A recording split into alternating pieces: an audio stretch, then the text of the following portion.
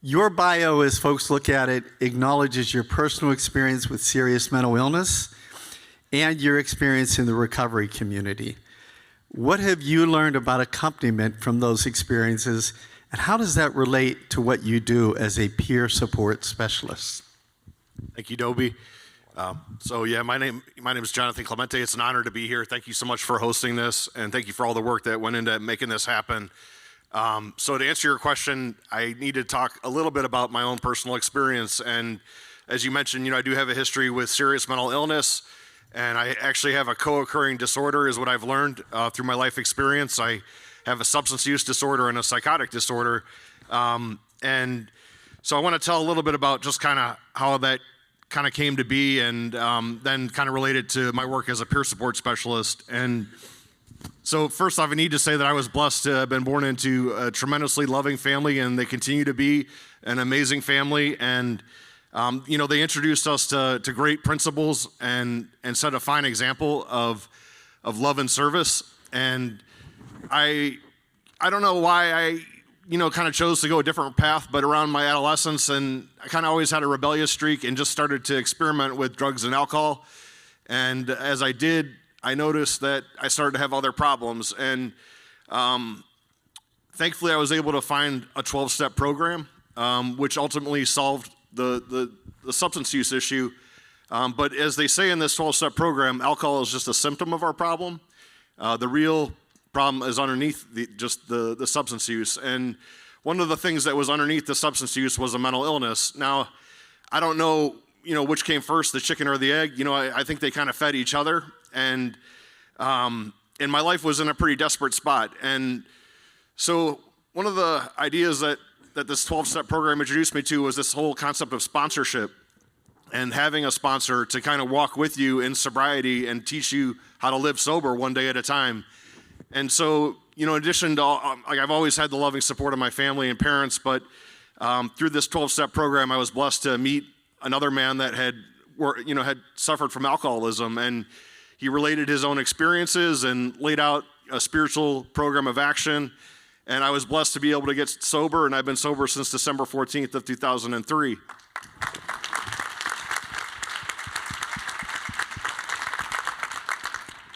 And without this 12-step program, I probably wouldn't be here today. I don't know where I would be, maybe in prison, maybe dead, maybe on the streets. It's not an exaggeration, I don't think, to say that. I remember where I was at before that sobriety date, and it was not a good place. And but when I was 14 years sober, I had a psychotic episode, and I just gotten a recent promotion at work. And psychotic episode is basically, I know there's kind of sometimes a mischaracterization that it's like something violent. Like for me, it just was hallucinations and delusions. I started to not perceive reality the way other people do, and I started to think I had supernatural abilities, that I could hear voices through walls and intercept communications on the internet. And I started to think that my dad was going to murder me, and my loving father, who is basically given up his whole life to have me have a better life. And so it was a pretty desperate place. And I went to Geauga Medical Center, and I was treated for a serious mental illness. And I started to get back on my feet. And then I was introduced to this place called Hopewell Therapeutic Farm, which is in Middlefield. It's a place for people with serious mental illness. And on this farm, I was able to meet other people that had similar conditions and similar life experiences. And to be straightforward with you, sometimes my time with my peers was as valuable as the time with the doctor, and the doctors were incredible. But sometimes just learning about what other people went through, like in their accompaniment, as we'd walk around the farm, or do art therapy, or go to groups, or just listen to music or play music and create art. And as I walked with them, I learned about how to treat this other illness that I had. And through that intervention, I learned about providing peer support, which is the work I do today. And so I was at Hopewell Therapeutic Farm. I saw a posting at Catholic Charities, and the job listing said, "We're looking for someone that may have experience with mental illness or substance use disorder." And I was like, I happen to have both, So For the first time, I was overly qualified for a job application.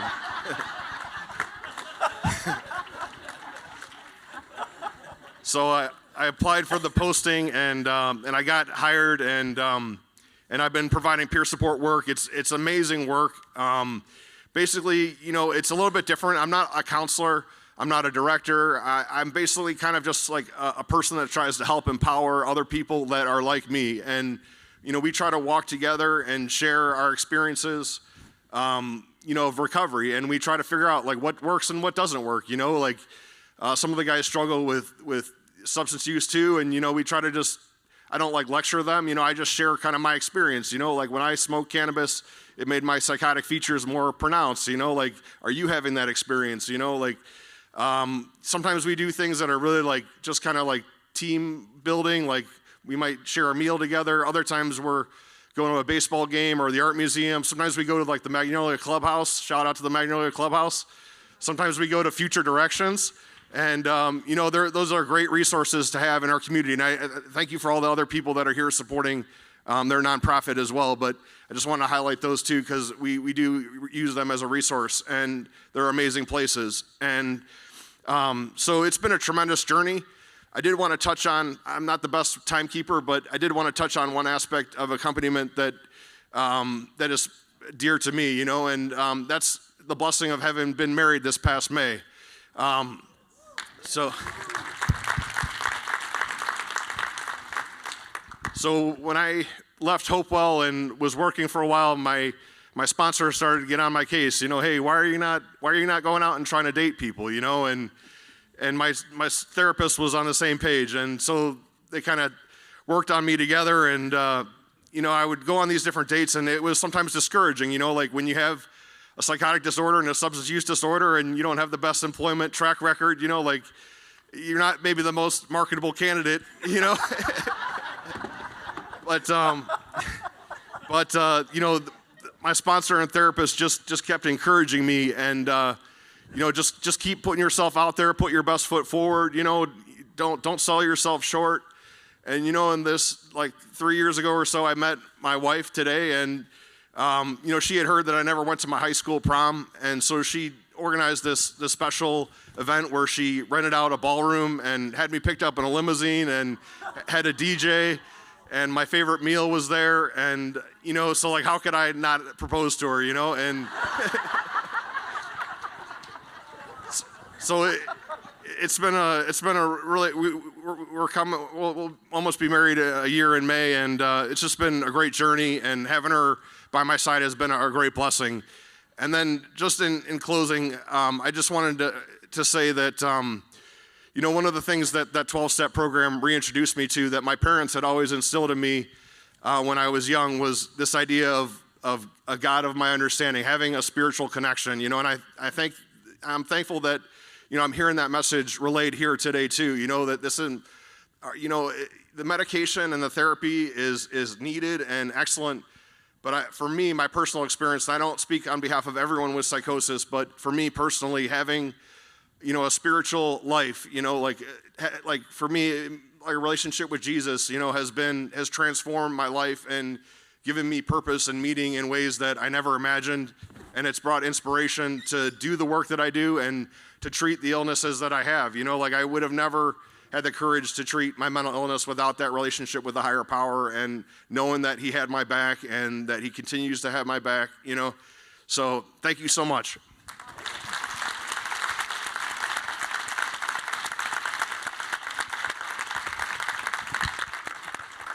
By a show of hands, can we let Jonathon know that he was in fact selected as the prom king? There you go, Jonathon. It is never too late.